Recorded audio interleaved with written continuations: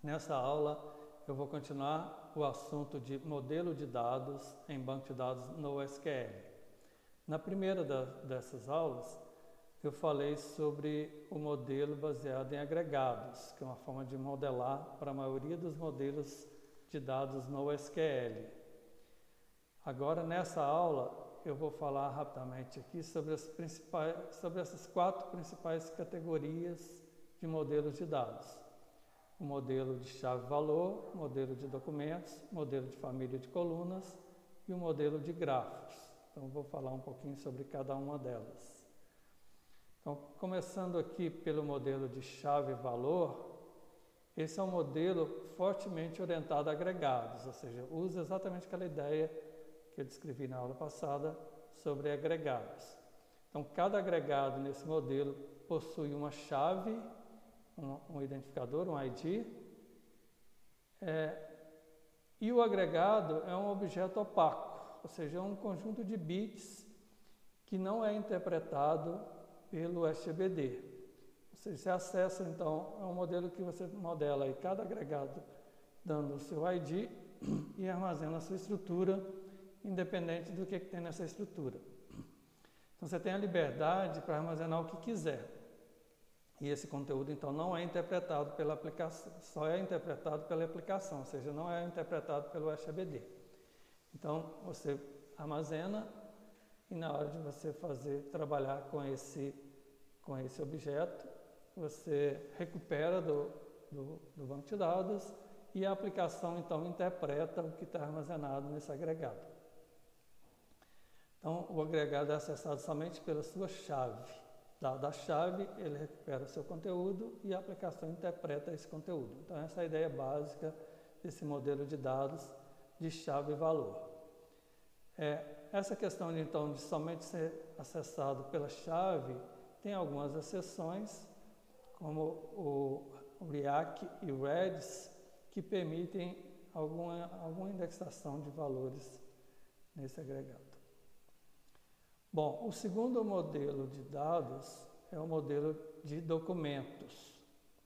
Ele também é fortemente orientado a agregados. Aí, na verdade, ele é muito parecido com o modelo de chave-valor. Então, ele é fortemente orientado a agregados. Cada agregado, então, possui uma chave, um identificador. A diferença é que o seu conteúdo, ou seja, ao invés dele ter um conteúdo opaco, como no modelo de chave-valor, esse modelo de documentos, nesse modelo de documentos, o agregado possui uma estrutura. E, então, essa estrutura tem tipos que são limitados. Isso permite mais flexibilidade de acesso, porque as consultas podem ser baseadas aí nos campos dos agregados, ou seja, ele não é visto como uma coisa opaca, ele pode ser interpretado aí, então isso permite consultas com base nos campos do agregado, nos atributos dos agregados. Então, você pode recuperar também parte do agregado. Você não precisa recuperar o objeto inteiro para depois tratar na aplicação. Você pode recuperar partes desse objeto, partes do agregado.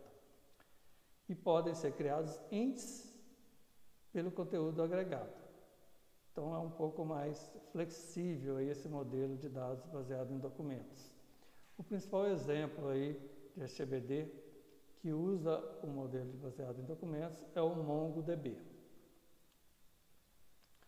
Bom, o terceira categoria de modelos aí é o modelo de dados de famílias de colunas.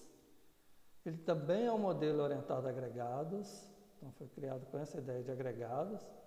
Ele possui uma estrutura tabular composta de colunas esparsas e sem esquemas. Vamos entender melhor o que é isso.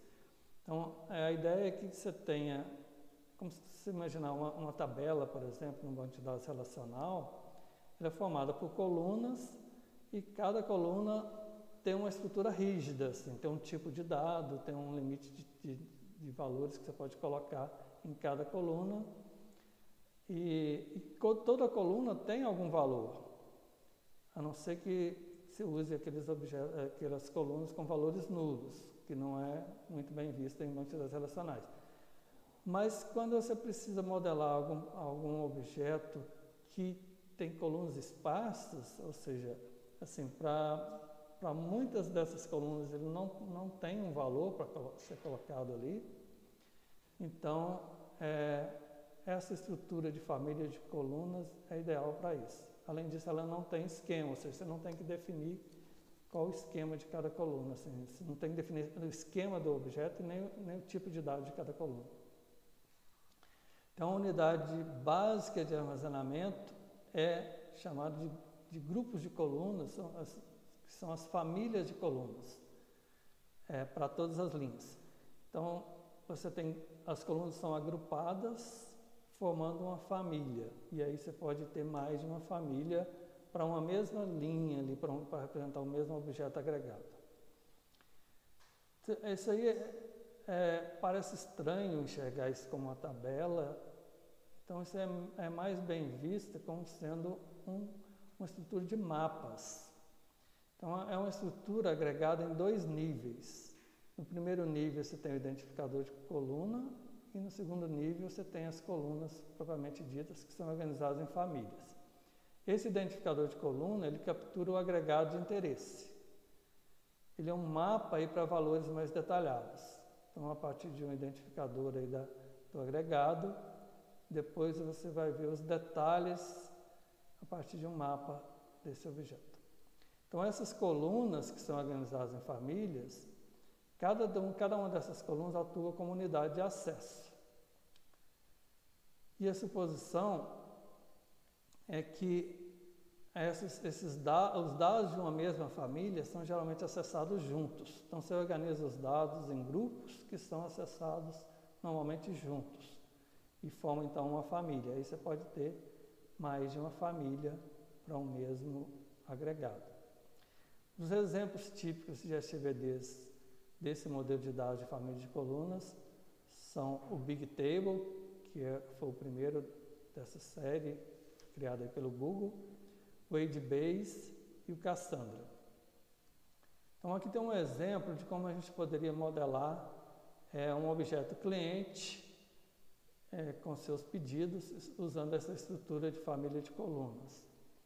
Então, você tem no primeiro nível aqui a identificação da linha, a identificação do ID do objeto aqui do cliente, e depois os detalhes. Esses detalhes, então, são organizados em famílias de colunas. Nesse exemplo aqui eu tenho 2 famílias, a família, o perfil do cliente, e uma outra família para os detalhes aí dos pedidos do cliente.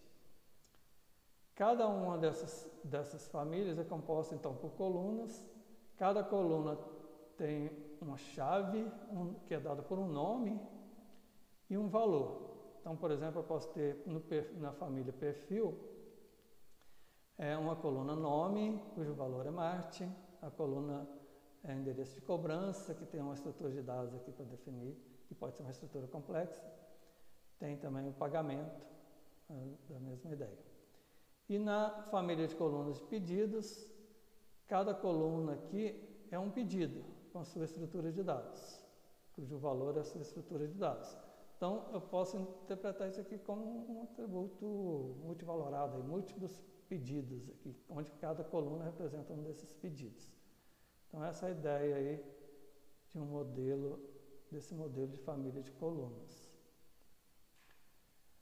Já última dessas categorias de modelos de dados, que é um modelo de dados de grafos, ele não é orientado a agregados. Então, ele não tem essa ideia de orientação a agregados. Então, ele é, na verdade, bem diferente dos outros 3 modelos. Ele não é inspirado na necessidade de execução em clusters. Na verdade, ele funciona muito melhor em um único servidor, por causa dos relacionamentos aí que nós vamos ver. Então, ele é considerado um NoSQL simplesmente pela rejeição relacional, ou seja, ele não segue essa ideia do modelo relacional, então ele foi enquadrado nessa categoria também de NoSQL, mas ele é bem diferente, como eu falei, dos outros 3 modelos. Ele possui uma estrutura de dados de nodos conectados por aresta, que é a ideia de um grafo.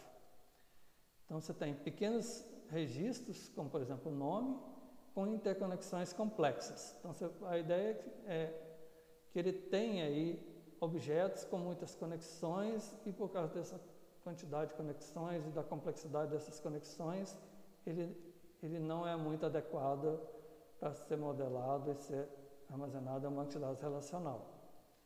Então, por exemplo, aqui eu tenho um grafo representando então aqui várias conexões aí envolvendo livros com pessoas, com empresas.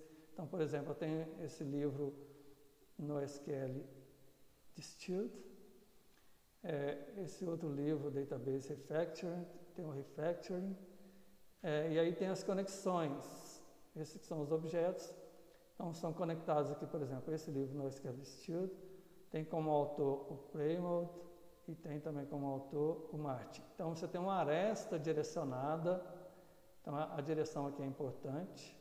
Então Martin é autor desse livro, assim como o Playmode, e os dois são amigos. Esse aqui também é autor de um outro livro e assim por diante. Esse livro pertence à categoria de databases. Aí você tem objetos aqui, algumas pessoas, por exemplo, a Bárbara deu um like, ou seja, ela curtiu, gosta do livro NoSQL Distilled. Ela é amiga da Carol, que também gostou desse livro. Ambas aqui são empregadas da empresa BigCo. Então, dessa forma, você pode modelar diversos relacionamentos das mais diferentes formas aí. Então, a ideia desse modelo de dados é exatamente modelar dados com interconexões complexas.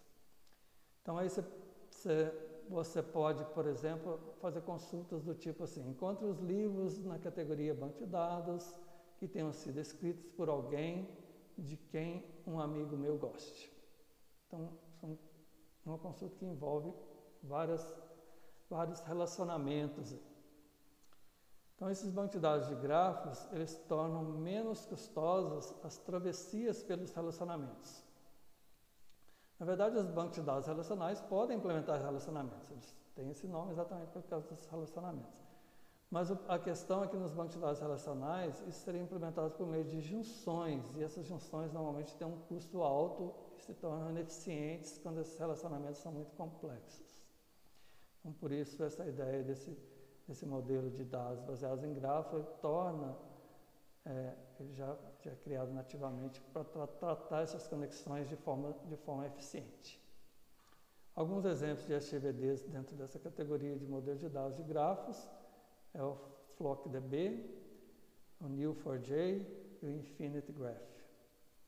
Então, esses são os principais modelos de dados que a gente tem nos bancos de dados NoSQL. Então, esse é um resumo desses 4 modelos. A gente pode ver mais detalhes nesse livro, NoSQL Distilled ou NoSQL Essencial em português.